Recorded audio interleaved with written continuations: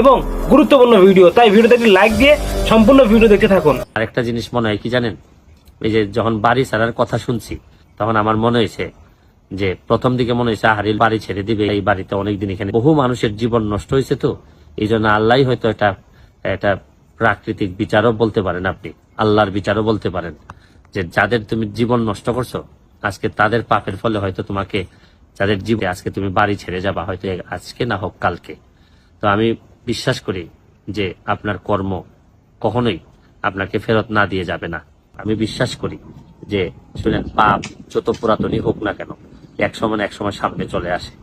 এবং এই জন্যই সময় থাকতে থাকতে যারা এরকম বড় বড় পাপ করে বিভিন্ন জায়গায় দখল করে আছেন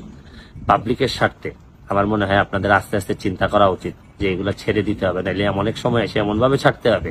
যে আপনাদের অনেকেরই ক্ষতি হয়ে যাবে, অনেকেরই মানে ইজ্জত সম্মান নষ্ট হওয়ার সম্ভাবনা।